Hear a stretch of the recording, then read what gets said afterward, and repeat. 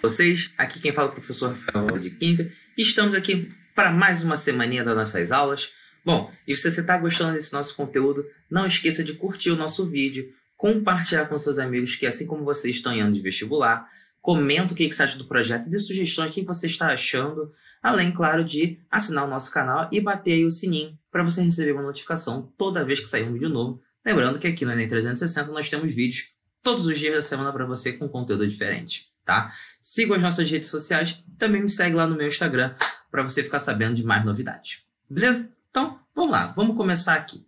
Para a nossa aulinha de hoje, vamos mais uma vez continuar na prova de 2015, ainda não passamos para a prova de 2016, mas com base sempre o caderno azul. Questão de número 60. O permanganato de potássio é um agente oxidante forte, muito empregado tanto em nível laboratorial quanto industrial. Na oxidação de alcenos de cadeia normal, como o 1-fenil-1-propeno, ilustrado na figura, o KMnO4, que é o permanganato de potássio, é usado para a produção de ácidos carboxílicos. Os produtos obtidos na oxidação do alceno, representado em solução aquosa de KMnO4, são... Então, vamos tentar entender primeiro o que a gente quer aqui. É uma questão que fala sobre reações orgânicas, que já caiu em 9 das 83 questões que temos nos últimos 5 anos sobre química. Ok? Mais especificamente, ela é sobre oxidação de alcenos. A gente tem dois tipos de oxidação. A gente pode falar da oxidação de alcenos ou da oxidação de álcoois. Mas nosso ponto hoje, em específico, é somente a de alcenos. Ok? E repara, a gente pode separar em 3 casos a nossa oxidação de alcenos. Pode ser branda, ozonólise ou enérgica. A branda, como o próprio nome diz, branda é algo fraco, mais leve. É uma oxidação mais fraca. Ela só vai conseguir fazer a quebra da ligação π. Ela não vai quebrar a molécula inteira e separar em duas. Ela só quebra a ligação π e para por isso mesmo. Tá? Você vai usar normalmente uma solução de permanganato de potássio diluído, ou seja, em baixa concentração, um meio ácido, ou meio básico, desculpa, ou levemente básico, próximo ao neutro, e a frio e baixas temperaturas. A ozonólise, como o próprio nome diz, ozonólise lisa quebra o ozono e o ozônio. Então, é a quebra utilizando o ozônio. Ou seja, a partir desse momento, eu não vou quebrar só a ligação π. Eu vou fazer a quebra da molécula inteira. Eu vou separar em 2 moléculas novas. Tá claro isso? E aí, vou usar ozônio e água para fazer uma posterior hidrólise. E a oxidação enérgica, como o próprio nome diz, é enérgica. Pensa em uma energia, em algo forte, algo vigoroso. Ou seja, uma oxidação muito forte. A mais forte que nós temos dentre as 3. Agora, a minha solução é de permanganato de potássio de novo, só que ela é mais concentrada, um meio ácido e a quente, para você ver todos os meios necessários para que ela seja o mais forte possível. Show de bola? E aí, se a gente for pensar nos produtos, quais produtos nós podemos gerar nessas oxidações, a branda vai formar sempre um diálcool ou diol, tanto faz, ou seja, um álcool com 2 hidroxilas, uma em cada carbono, da onde você fez a quebra da ligação π.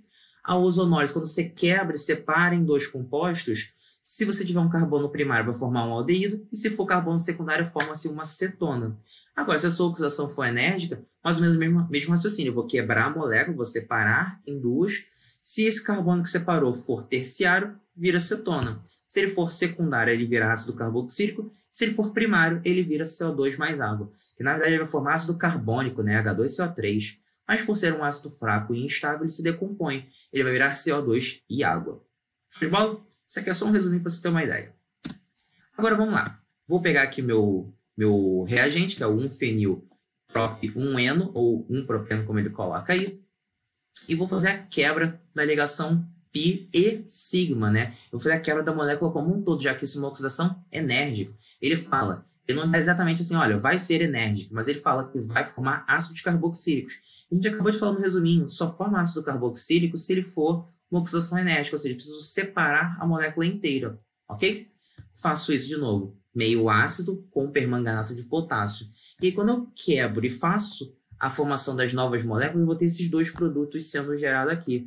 Repara no seguinte, que eu vou ter, ó, faço a quebra e aonde você fez a quebra, você adiciona um oxigênio para cada carbono. Então, ó, aqui onde eu fiz a quebra, adiciono um oxigênio, que está aqui, e aqui onde eu quebrei, adiciono um oxigênio, que seria esse outro, certo?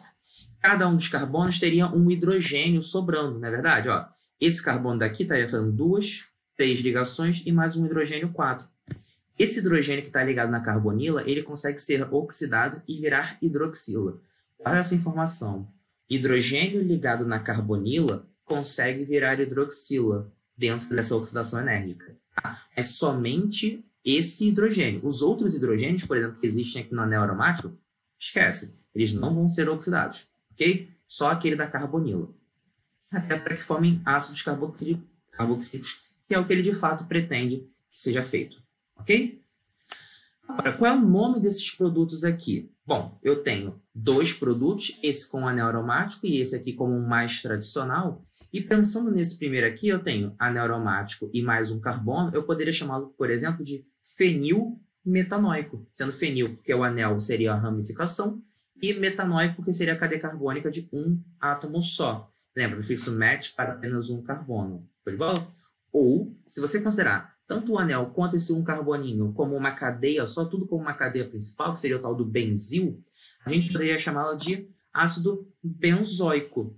Enquanto o nosso do lado aqui, ó, repare, eu tenho esse um carbono aqui que está implícito, mais esse outro carbono aqui. Eu tenho um total de 2 átomos de carbono. E se eu tenho 2 carbonos, eu posso dizer para você que a gente tem o ácido etanóico ou ácido acético. Tanto faz, tá? Então, ao invés de benzoico, poderia ser ácido fenilmetanóico, é outra possibilidade. E, ao invés de etanóico, poderia ser ácido acético. Então, toma cuidado com isso. Benzoico, porque o anel e esse outro, um carbono aqui que está implícito, seria uma cadeia única, e não considerando ramificação cadeia principal. Legal? Então, volta aqui para as alternativas. A única alternativa que te indica isso bonitinho é a letra A. Então, a letra A é a nossa resposta certa dessa questão. Fechou? Tranquilo isso aqui, pessoal? Dúvidas? Tranquilinho? Então, daqui a pouco a gente volta para a nossa segunda questão desse bloco. 3, 2, 1. Fala, pessoal. Voltamos aqui para a nossa segunda questão. Continuamos na prova de 2015, certo? Questão 76, caderno azul. Para proteger estruturas de aço da corrosão, a indústria utiliza uma técnica chamada galvanização. Um metal bastante utilizado nesse processo é o zinco, que pode ser obtido a partir de um minério denominado esfarelita, de pureza 75%. Considere que a conversão do minério em zinco metálico tem rendimento de 80% na sequência de equações químicas. Ele dá 2 reações para você.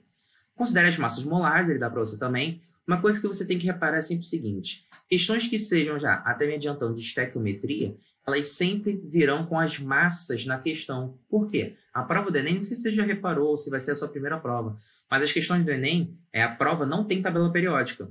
Então, preste bastante atenção. Dados que sejam necessários de massa sempre virão escritos na questão para você. Ou de cada elemento separadamente, ou da molécula inteira, mas vai vir sempre na questão. Ok? Pergunta: que valor mais próximo de massa de zinco metálico em quilogramas será produzido a partir de 100 kg de esfarelita? Como eu já te falei, questãozinha de estequiometria já caiu em 7 das 83 vezes nos últimos 5 anos. E aí, vamos entender algumas informações aqui. Primeiro, quando ele fala que é 75% de pureza, significa que desses 100 quilos que foram fornecidos para você de esfarelita, não é 100% deles, ou seja, não é tudo dessa substância aqui, ó, que é o sulfeto de zinco. Somente uma parcela ali é do sulfeto de zinco. O resto são substâncias que não nos interessam, impurezas, ou seja, são substâncias que não vão reagir. Guarda isso. Se eu falo sobre pureza, essa parte que é pura é a parte que efetivamente reage. O resto, ignora. Não vai fazer parte da reação. Ok? Além disso, rendimento de 80%. É a eficiência da reação, é o quanto que eu vou produzir. Que é exatamente o que eu quero te mostrar aqui. Quando a gente fala de estequiometria, a gente pode separar em 3 casos especiais: rendimento de pureza, excesso limitante e reações consecutivas. Para essa questão, nós vamos pegar 2: rendimento, pureza e reações consecutivas. Quando eu for falar de rendimento, como eu já estava falando anteriormente, é como se fosse a eficiência da reação. É o quanto efetivamente você gera de produto. Ah, hoje o meu estudo rendeu muito. Consegui estudar todos os 5 módulos que eu gostaria. Ou, poxa, hoje meu dia não rendeu quase nada, eu só estudei um módulo. Rendimento é o quanto efetivamente você produz, quanto você gera de resultado, certo? Enquanto pureza é aquilo que efetivamente reage, certo?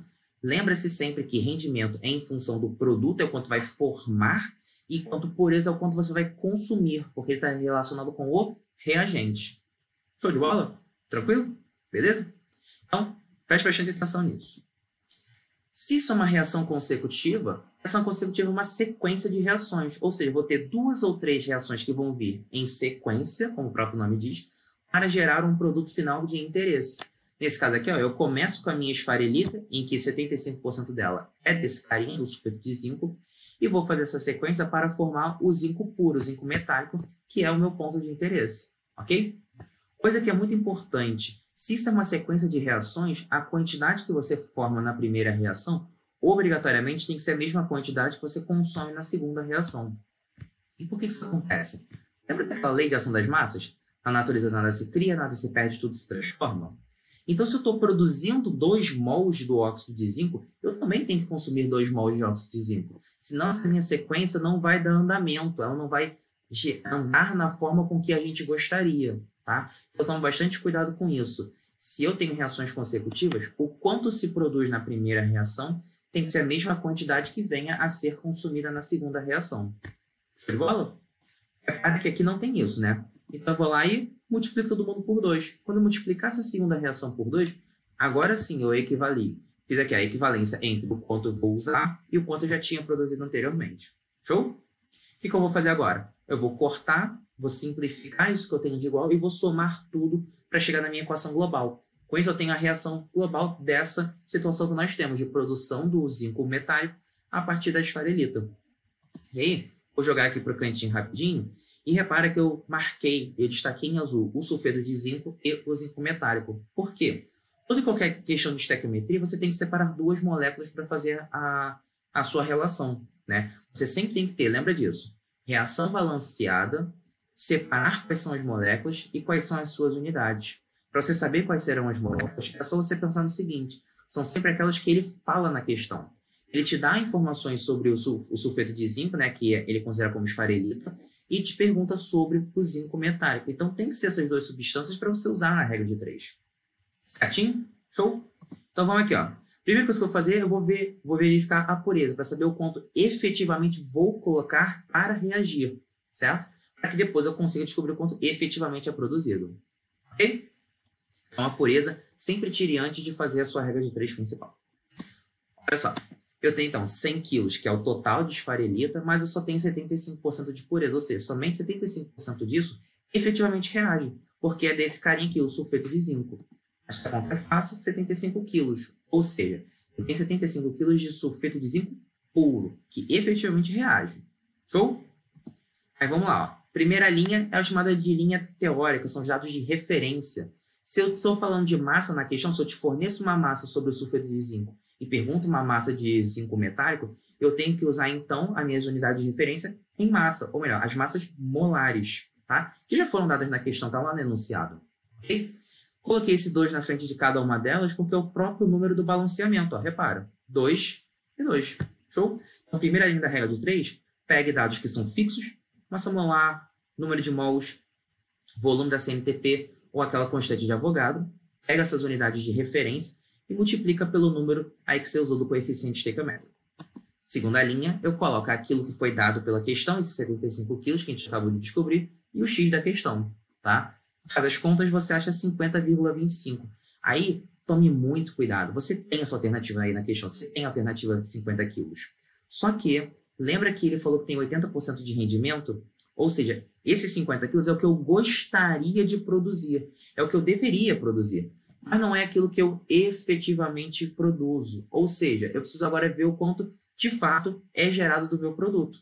Aí eu finalizo falando que 50,25 quilos são 100% de rendimento, ou seja, é o que eu queria produzir, é o que eu deveria produzir. Mas, na verdade, 80% é o real, ou seja, só vou conseguir, de fato, gerar de produto 80% daquilo. E dá como resposta 40 quilos. Tá? Então, tome cuidado com isso. Faça sempre a pureza antes da regra de 3 principal e o rendimento sempre depois da regra de 3 principal. Ok? Voltando aqui para a questão, repara que eu te falei, tem a letra D, que é 50 quilos, mas era antes do rendimento. Tá? E aí o que é certo para a gente é a letra C, que te indica justamente depois de todo o procedimento que a gente fez. Foi, galera? Tranquilidade? Show de bola? Bom, então é isso. Por hoje é só. Eu quero dizer que é sempre um prazer imenso ter você aqui com a gente no Enem 360. Espero que você goste desse conteúdo que a gente está produzindo. E a gente se encontra, claro, na semana que vem com mais uma questãozinha. É isso. Um beijo enorme no coração de vocês e tchau!